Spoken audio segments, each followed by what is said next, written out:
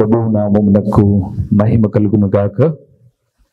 మన ప్రభువును రక్షకుడునునైన యేసుక్రీస్తుల వారి యొక్క ప్రశస్తమైన నామమునకి మహిమ ఘనత ప్రభావములు యుగ యుగములకు కలుగును గాక. సర్వాధికారి అయిన దేవుడు ఆయన గొప్ప కనికరమును బట్టి మరొక శ్రేష్టమైన శుభదినములో దేవుని విలువైన పరలోకపు సంగతులను మనము ధ్యానము చేయుటకు ప్రభువు మనకిచ్చిన ఈ గొప్ప సదవకాశమును బట్టి దేవాది దేవునికి నేను ఎంతగానో స్తుతులు చెల్లించబద్దుడనై ఉన్నాను. అదే సమయంలో ఆత్మీయులైన మిమ్మల్ని చేరుకోవడానికి మరొక శుభదినాన్ని ప్రభు ఇచ్చిన తరుణాన్ని బట్టి నేను ప్రభువునకు కృతజ్ఞుడనై ఆత్మీయులైన మీ అందరూ దేవుని వాక్యము కొరకు ఎదురు చూస్తూ ఉన్నందుకు మీకు వందనములు తెలియచేయచ్చు ఉన్నాను. ప్రియులారా, బాగున్నారు కదండి? మీరంతా మీ అందరి ఆత్మీయ క్షేమము నిమిత్తమై మేము మానక ప్రార్థిస్తూ ఉన్నాము. మా ప్రార్థనలో మిమ్మలను మీ కుటుంబములను నిత్యము జ్ఞాపకం చేసుకుంటూ ఉన్నాం. కొంతమంది మాకు తెలిసిన వారు ఉన్నారు, మరికొంతమంది మాకు తెలియని వారు ఉన్నారు. కానీ మా ప్రార్థనలో అయితే నాన్న టీవీ ద్వారా కావచ్చు, యూట్యూబ్ ద్వారా కావచ్చు, ఈ వాక్యమును వీక్షిస్తున్న ప్రియబిడ్డలను మీరు దర్శించండి, వారికి మేలు చేయండి, ఆరోగ్యముతో పాటు ఆత్మీయతలో వర్ధిల్ల చేయండి అని మా ప్రార్థన. నిజముగా ఈ మాటలు మీకు దీవెనకరంగా ఉన్నట్లయితే దేవుని ప్రియులారా, ఈ పరిచర్యలో మీ వంతుగా ప్రార్థనా సహకారం మాకు అందించండి. నమ్మకంగా మేము మరింత ముందుకు వెళ్ళడానికి ప్రభు కృపనిస్తాడు. ఈ దినము రేపు ప్రాముఖ్యమైన విషయాలు దేవుని సేవను గురించి, సేవలో సేవకులు అనబడే వారికి దురాశ తగదు అని, ఏ ఆశ ఉండాలో కొన్ని విషయాలు మీతో మాట్లాడమని ప్రభువు చెప్పాడు. ఎందుకు ఇలాగ మాట్లాడవలసి వస్తుంది అంటే, ఎవరినో విమర్శించాలని కాదు, ఎవరినో బాధ పెట్టాలని కాదు. ఒక సేవకుని ఏదైనా మాట్లాడితే నేను సేవకునే కదండి, మనస్సు గాయపరచబడాలని కాదు. చాలామంది మీరు నమ్మండి, సేవకులు అనబడేవారు మన వాక్యాన్ని చూస్తూ వారి స్థానిక సంఘాలలో కూడా దేవుని వాక్యాన్ని వాడుకుంటూ వారి స్థానిక సంఘాలను బలపరుస్తూ ఉన్న విషయాన్ని నాతో పంచుకున్నారు. సహోదరుడా, మీరు మంచిగా దేవుని వాక్యాన్ని వివరిస్తూ ఉన్నారు, అవి మాకెంతో దీవెనకరంగా ఉంటున్నాయి. మేము కూడా ఆ వాక్యాన్ని గృహ కూడికలలో, సంఘములో, ఆయా ప్రదేశాల్లో ఉపయోగిస్తున్నాం అన్నప్పుడు మా మనసు చాలా సంతోషించింది. ఎందుకో తెలుసా? నేను చెబితే ఒక 100 మంది వింటే, నాతోటి సేవకులు కూడా ఈ మాటలు చెబుతున్నప్పుడు, మరికొంతమంది విన్నప్పుడు ఈ వాక్యము విస్తరిస్తుందనే కదా అర్థం. వారి నుంచి నేను సహాయం కోరడం లేదు, కానీ ఆర్థిక సహాయము, ఆత్మీయ సహకారాన్ని కోరుతున్నాను. ప్రార్థించండి, ఆయన రాకడ వరకు దేవుని మాటలు ప్రకటించడానికి ప్రభు కృప చూపులాగున. ఈ దినమున మనము ధ్యానము చేయబోతున్న అంశ భాగము ఏమిటి అనగా, దేవుని సేవలో దురాశ లేని సేవకులు. దేవుని సేవలో దురాశ లేని సేవకులు. ప్రభునందు ప్రియమైన వారలారా, దురాశ దుఃఖానికి చేటు అని లోకములో నానుడి అయితే, యాకోబు భక్తుడు అన్నాడు, దురాశ గర్భమును ధరించి పాపమును కనగా, పాపము పరిపక్వమై మరణమును కనును అని రాయబడింది లేఖనములో. దురాశ చాలా ప్రమాదకారి. ఈరోజు చాలామంది ఆశ కలిగి ఉండడం తప్పు కాదు, కానీ దురాశ కలిగి ఉండడం మాత్రం ముమ్మాటికి తప్పే ప్రియులారా. దేవుని సేవలో దురాశ లేని సేవకులు ఎవరో బైబిల్లో నుంచి కొన్ని విషయాలు మీకు చెప్పక ముందుగా మూల వాక్యాన్ని చదువుకుందాం. తిమోతికి రాసిన మొదటి పత్రిక 6వ అధ్యాయము 10వ వచనం. 6వ అధ్యాయము 10వ వచనాన్ని ఒక్కసారి మనం చదువుకుందాం ప్రియులారా. ఎందుకనగా ధనాపేక్ష సమస్తమైన కీడులకు మూలము. కొందరు దానిని ఆశించి విశ్వాసము నుండి తొలగిపోయి నానా బాధలతో తమ్మును తామే పొడుచుకొనిరి. చాలు. ప్రభునందు నాకు ప్రియమైన వారలారా, అక్కడ 10వ వచనములో అపోస్తలుడైన పౌలు తన ఆత్మీయ కుమారుడైన తిమోతితో మాట్లాడుతూ ఎందుకనగా అన్నాడు. ఆ పై వచనాల్లో ఆయన అన్నాడు, అన్న వస్త్రములు కలిగిన వారమై వాటితో తృప్తి పొంది ఉందుము అని చెబుతూ 10వ వచనంలో అన్నాడు, ధనాపేక్ష సమస్తమైన కీడులకు మూలము అన్నాడు. దానిని ఆశించి విశ్వాసము నుంచి తొలగిపోయిన వారు, సేవ నుంచి తొలగిపోయిన వారు, నానా బాధలలో పడ్డవారు చాలామంది ఉన్నారు. అయితే బైబిల్ గ్రంథంలో ఈరోజు కొంతమంది వ్యక్తులను మనం ధ్యానం చేయబోతున్నాం. దేవుని నమ్ముకున్న తర్వాత దేవుని సేవకులుగా పిలువబడుతున్నప్పుడు వారు దురాశకు లోను కాల, వారికి అవకాశం వచ్చే చేతి నిండాగా సంపాదించుకోవడానికి, కానీ వారు ఆ దురాశకు దూరమయ్యారు. అలాంటి వ్యక్తులను కొందరిని మీకు నేను జ్ఞాపకం చేస్తాను. మరలా చెప్తున్నాను, ఎవరినో క్రిటిసైజ్ చేయడానికి, బాధపరచడానికి ఈ మాటలు చెప్పడం లేదు. సరిచేసుకుని బలపరచబడ్డానికే ప్రభువు మాట్లాడుతున్నాడు. మొదటి వ్యక్తిని మనం చూద్దాం. ఆదికాండము 14వ అధ్యాయము 21 నుంచి 23 వరకు ఉన్నటువంటి దేవుని వాక్యాన్ని మనం చదువుకుందాం. 21 సొదొమ రాజు మనుషులను నాకిచ్చి ఆస్తిని నీవే తీసుకొనుమని అబ్రాముతో చెప్పగా అబ్రాము నేనే అబ్రామును ధనవంతునిగా చేసినని నీవు చెప్పకున్నట్లు ఒక నూలు పోగైనను. ఆ మాట చూడండి, ఒక నూలు పోగైనను చెప్పుల వారునైనను నీ వాటిలో ఏదైనను తీసుకొనని ఆకాశమునకు భూమికిని సృష్టికర్తయును సర్వోన్నతుడును దేవుడనైన యెహోవా ఎదుట నా చెయ్యి ఎత్తి ప్రమాణము చేసి ఉన్నాను. చాలు ప్రియులారా, అద్భుతకరమైన మాట కదండి ఈ మాట. వింటున్నారా మీరు? అబ్రహాము జీవితంలో ఒక సంఘటన జరిగింది. తన తమ్ముడైనటువంటి లోతు వెళ్ళి సొదొమ వైపు ఉండడానికి ఇష్టపడ్డాడు. సొదొమకు వెళ్ళిపోయిన తర్వాత కొన్ని దినాలు గడిచాయి. ఇలాగా కొన్ని దినాలు గడిచిన తర్వాత జరిగిన విషయం ఏంటంటే, 5 రాజులు సొదొమ మీద దండెత్తారు. సొదొమ రాజును, ఆస్తిని, సమస్తాన్ని తీసుకొని వెళ్ళిపోతూ ఉన్నారు. ఆ మాటలు మీకు 14వ అధ్యాయంలో కనిపిస్తాయి. ఆ విషయము అబ్రాముకు తెలిసింది.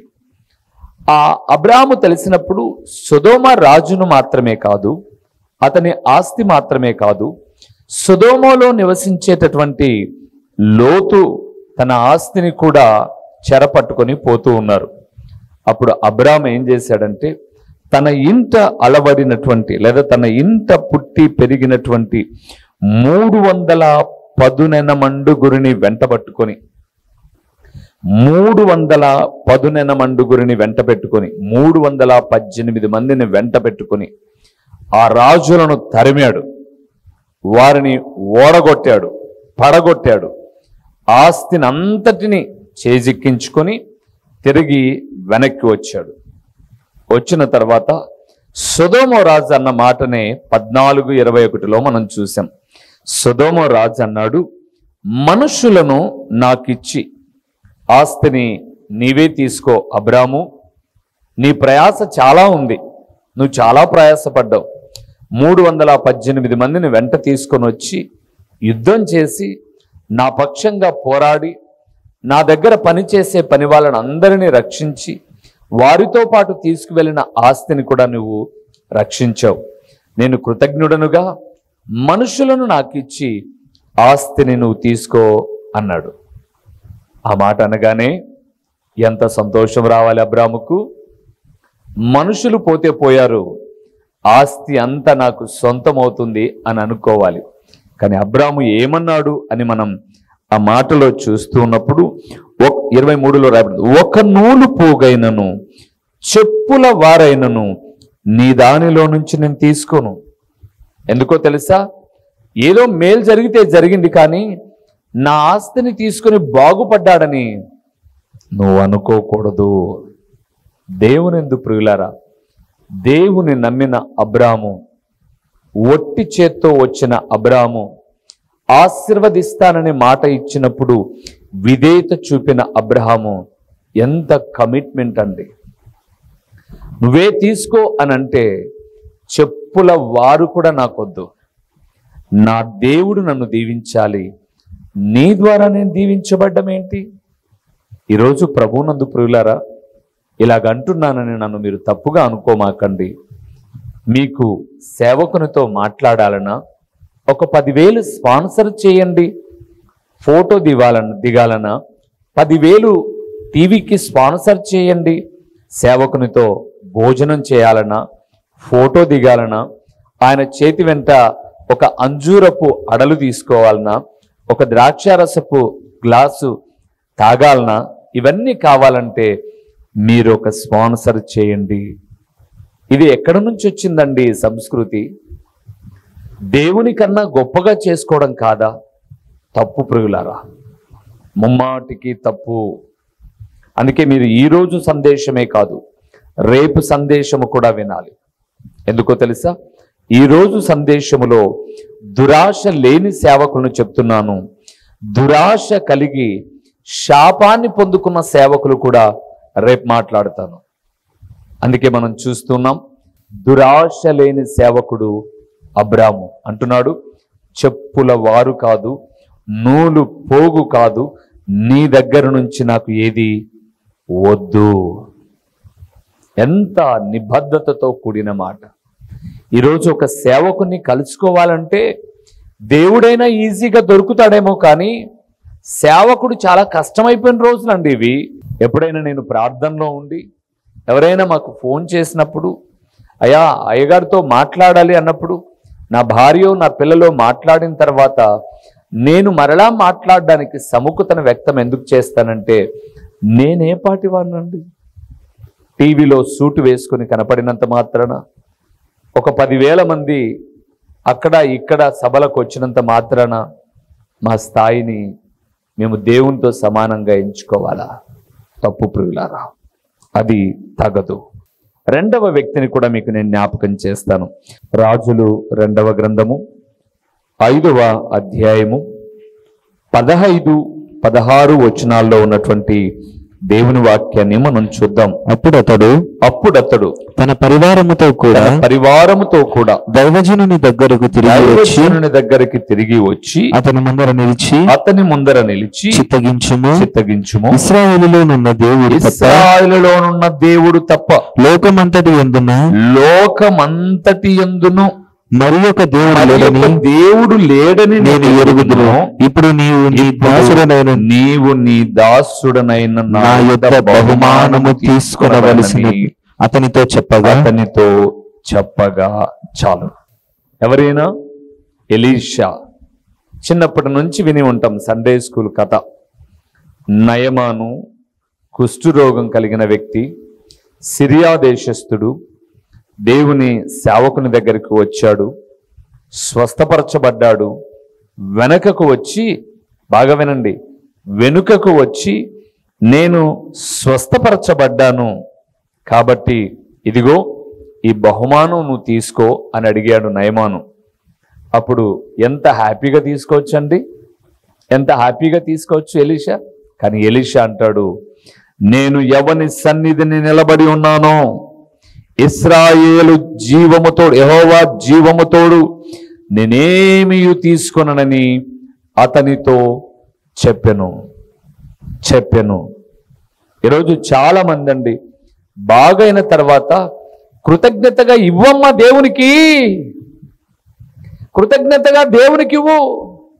హాస్పిటల్కి వెళ్తే ఎంత ఖర్చు అవుతుంది, దేవుడు హాస్పిటల్కి వెళ్ళకోకుండానే ఆరోగ్యాన్ని ఇచ్చినప్పుడు ఇవ్వలేవా నువ్వు అని ఏ మాత్రం మొహమాటం లేకుండా అడుగుతున్నారండి. కానీ ఎలీషా దగ్గరికి ఎంతో కుష్టు వ్యాధితో ప్రతి దినము బాధపడుతూ తల్లడిల్లుతున్న నయమాను మూటలు మూటలు తీసుకొచ్చాడండి, బంగారు వెండి, దేహమును కప్పుకునేటటువంటి విలువైన వస్త్రములు. కానీ ఎలీషా అంటున్నాడు, నాకేమీ వద్దు, గో బ్యాక్, వెనక్కి వెళ్ళిపోతే చాలు, నా దేవుని ఒప్పుకున్నావు నాకు చాలు. నేను అంటానండి, ఈరోజు నిజంగా నువ్వు బాగుపడితే ఎవరైనా కృతజ్ఞత కలిగి వారు ఇస్తే తీసుకోను, అవసరమే పరిచర్యకు. కానీ నువ్వు డిమాండ్ చేస్తున్నావు చూడు, అది చాలా తప్పు అంటాను నేను. ఈరోజు డిమాండింగ్ అయింది. సేవకుని కలుసుకోవాలంటే డిమాండ్, ప్రార్థన చేయించుకోవాలంటే డిమాండ్. ఏంటండి ఇది? ఆశించని సేవకులు అబ్రహాము, ఆశించని సేవకుడు ఎలీషా. మూడవ వ్యక్తిని కూడా చూపిస్తాను రండి ప్రియులారా.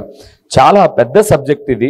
నేను కొంచెంగా, ఎందుకంటే సేవకులు ఎవరు నొప్పిపడకూడదు, విశ్వాసులు సేవకులను దెప్పిపడచకూడదు అని కొంచెంగా మాట్లాడి వెళ్ళిపోతూ ఉన్నాను.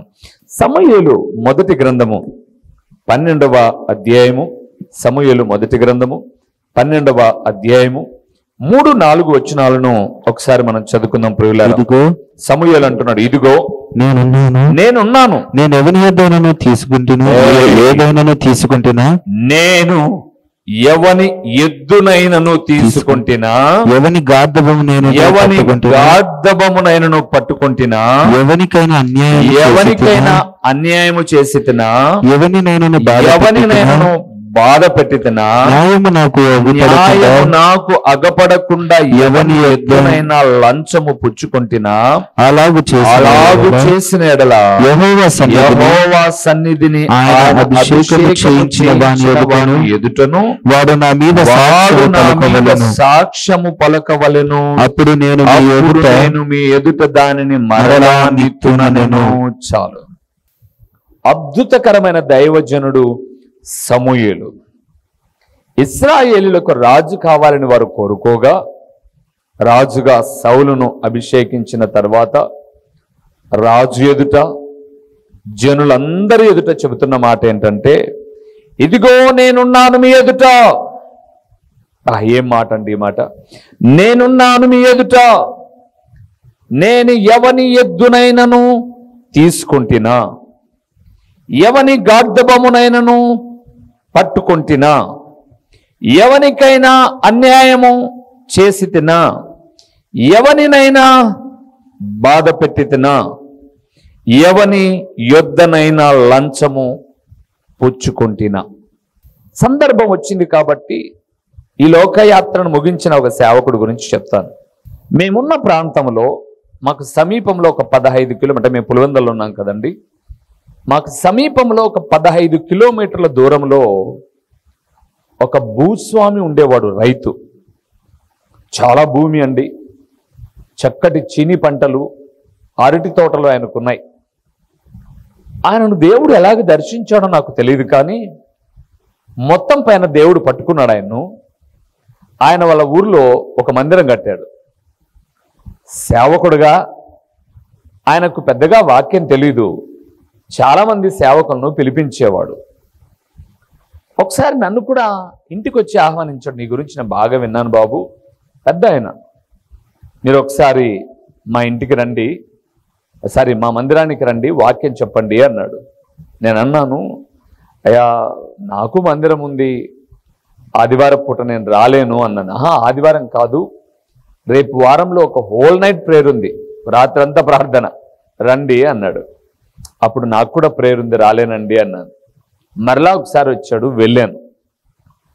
వాక్యం చెప్పి ప్రార్థన చేసి నాకున్న కొంచెం వేరే పనిని, అంటే వేరే చోట పరిచర్యను బట్టి వెళ్ళొస్తాను అని చెప్పి వచ్చేసాను. ఆయన కూడా సంతోషంగా పోయిరా అన్నాడు.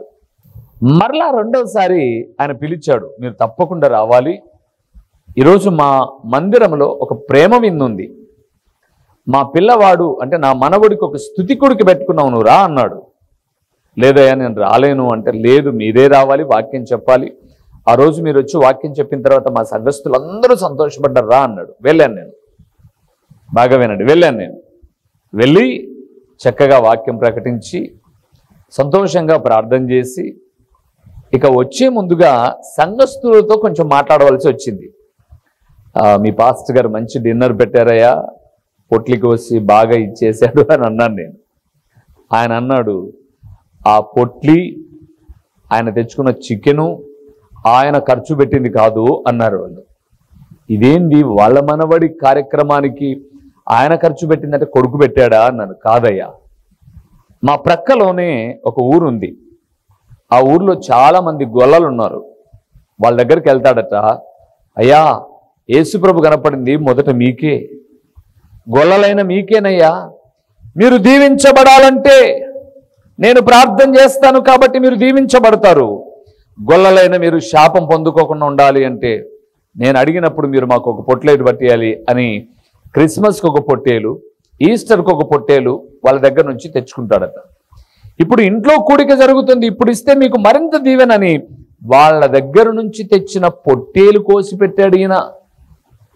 ఈయన ఏమీ లేనివాడా, మంచి ఆస్తిపరుడు, గొప్ప ఆస్తిపరుడు. కానీ పిల్లికి భిక్షం బెట్టరంటారు చూడండి, ఆ బాపతి. నేను వచ్చేటప్పుడు ఆయన త్యాగపూరితమైన మనస్సు నేను కొనియాడకుండా ఉండలేనండి, చచ్చిపోయి కూడా చెప్తున్నాను, లేకపోతే చెప్పను నేను వచ్చేటప్పుడు నా స్కూటర్ దగ్గరికి వచ్చాడు ఆయన. చాలా ప్రయాసపడి వచ్చారు మీరు, మా మాట కాదనకుండా వచ్చారు, అది కూడా సంఘస్థులందరూ చూసేటట్టుగా 100 రూపాయల నోటు 2 భాగాలు చేసి, అంటే 2 మడతలు పెట్టుకొని పెట్రోల్ పట్టుకొని వెళ్ళండి, నాకు ఆశీర్వాదం కలుగుతుంది అన్నాడు. డబ్బు కోసం నేను మాట్లాడలేదు. కానీ సమూయేలు అంటున్నాడు, నేను ఎవని ఎద్దునైనా తీసుకున్నానా? ఈరోజు చాలా మంది తమ ఇంటి సొంత పనులకు కూడా సంఘపు డబ్బులను, విశ్వాసులను మభ్యపెట్టి తగదు ప్రియులారా, అది ప్రభువు మెచ్చునది కానే కాదు. అట్టిది మనకు దూరమగునుగాక. అందుకే అక్కడ చూస్తే అబ్రహాము నూలు పోగైనా తీసుకోలా, ఎలీషా నీ వస్తువులు నాకొద్దన్నాడు, సమూయేలు ఎవరి పశువులను ధనమును తీసుకోలా. ఇక నూతన నిబంధనలోనికి వద్దామా? అపోస్తుల కార్యములు 8వ అధ్యాయము 19 నుంచి 22 వచనాలు కలిసి ఉన్నాయి, ఒకసారి చదువుదామా? 8వ అధ్యాయము 19 నుంచి 22 వచనాలు. వారి ఎదుట ద్రవ్యము పెట్టి, నేనెవని మీద చేతులుంచెదను వాడు పరిశుద్ధాత్మను పొందునట్టు ఈ అధికారము నా కీయుడని అడిగెను. అందుకు పేతురు నీవు ద్రవ్యమిచ్చి దేవుని వరము సంపాదించుకుందువని తలంచుకొనినందున నీ వెండి నీతో కూడా నశించునుగాక. పేతురు యోహానులు ప్రియులారా, సీమోన్ అనే ఒక గారడి వాడు ఉండేవాడు ఆ పట్టణంలో. అతను వీరు చేస్తున్న అద్భుత ఆశ్చర్యమైన కార్యాలు చూస్తూ వస్తున్నాడు. వీరు ఎవరి మీద చేతులుంచితే వారు పరిశుద్ధాత్మ వరాన్ని, ఆరోగ్యాన్ని, ఆయుష్ను పొందుతూ ఉన్నారు. ఇతను పూర్వపు దినాల్లో గారడి చేసేవాడు. అందుకే పేతురు యోహానుల ఎదుటకు వచ్చి కొంచెం ద్రవ్యం పెట్టాడు, అంటే డబ్బులు పెట్టి, నేను ఎవరి మీద చేయి పెడితే వాడికి పరిశుద్ధాత్మ వచ్చేటట్లుగా నాకు కూడా ఆ పరిశుద్ధాత్మ అనే వరము మీరు ఇవ్వండి అని అడిగాడు. పేతురు అన్నాడు, నీ ద్రవ్యము నీతో కూడా నశించునుగాక, అది కుదరదు. ఈరోజు ప్రభువునందు ప్రియులారా, టీవీలలో నేను చూస్తుంటే చాలా మంది అంటున్నారు, నా షర్టు పట్టుకో నీకు కూడా వస్తుంది పరిశుద్ధాత్మ, నీ షర్టు ఇంకొకటి పట్టుకోమని వానికి కూడా వస్తుంది పరిశుద్ధాత్మ. అయితే నా షర్టు పట్టుకోవాలంటే ముందు మాత్రం నువ్వు స్టేజ్ మీదకి రావాలంటే కొంత ముట్ట చెప్పాలి. ఏంటండి ఇది? షర్ట్లు పట్టుకుంటే పరిశుద్ధాత్మ వస్తుందని నేను చదివిన బైబిల్లో లేదండి. నేను చదివిన బైబిల్లో ఏముందంటే అపోస్తల కార్యము 2వ అధ్యాయం 38 నుంచి చదువుతున్నప్పుడు, హృదయంలో పొడవబడిన వారు అయ్యలారా మేమేం చేయాలని పేతురు కడమ అపోస్తలులను అడగగా, మీరు యేసుక్రీస్తు నామమున బాప్తిస్మమును పొందుడి, అప్పుడు మీరు పరిశుద్ధాత్మ అను వరము పొందుదురు అని రాయబడింది. ఒక వ్యక్తి రక్షించబడినప్పుడు పరిశుద్ధాత్మ వరం వస్తుందని బైబిల్ చెప్తుంటే, ఇప్పుడున్న సేవకులు ఏం చెప్తున్నారంటే నా షర్టు పట్టుకొని నా కోటు పట్టుకొని నీకు వస్తుంది పరిశుద్ధాత్మ.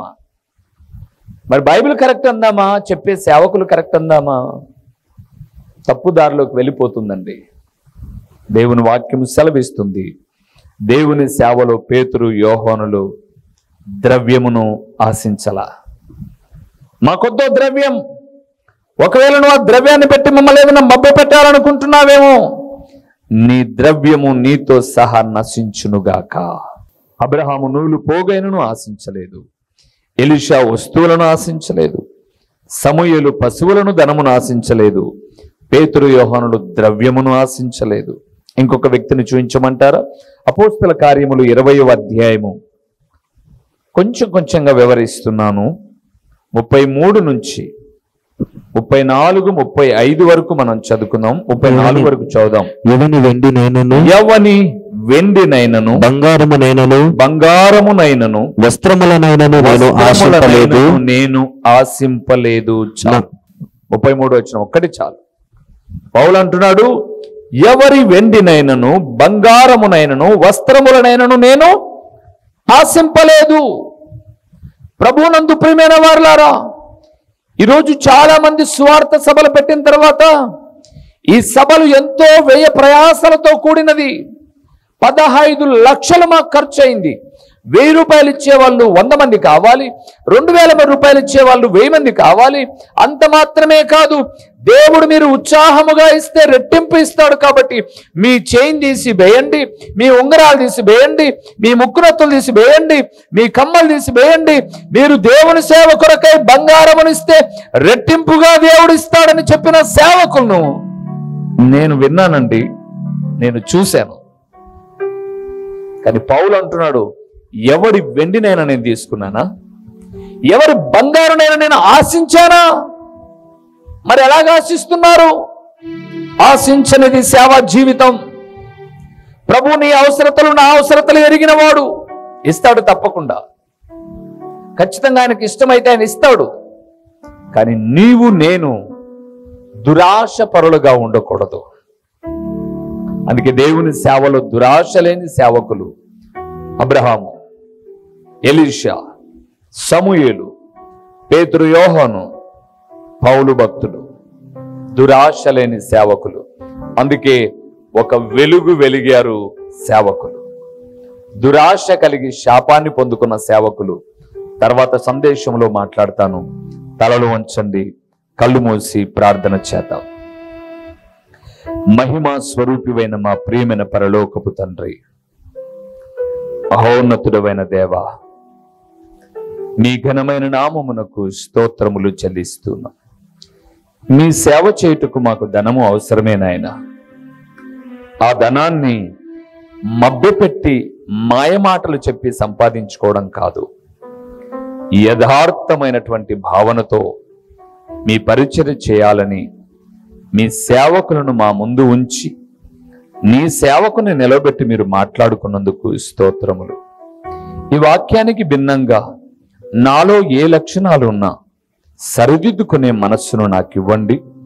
ఈ వాక్యం విన్న మా ప్రియులను కూడా మీరు దర్శించండి. ప్రకటించబడిన పరలోకపు సంగతులు వ్యర్థముగా పోకుండా సారవంతమైన నేలను పడిన విత్తనము వలె 30 60 100 ఫలింపచేసి మీ ఘననామానికి మహిమ ఘనత ప్రభావములు మీరు కలుగు చేసుకునమని యేసు నామములో అడిగి పొందియున్నాము తండ్రి. ఆమేన్. మా చిరునామా దైవజనులు బ్రదర్ ఓ రూబేన్ గారు, క్రీస్తు ప్రార్థనా మందిరం, డోర్ నెంబర్ 1-10-386, నగరిగుట్ట, పులివెందుల, కడప జిల్లా. మీ ప్రార్థనా అవసరాల కొరకై సెల్ నంబర్ 9989067409.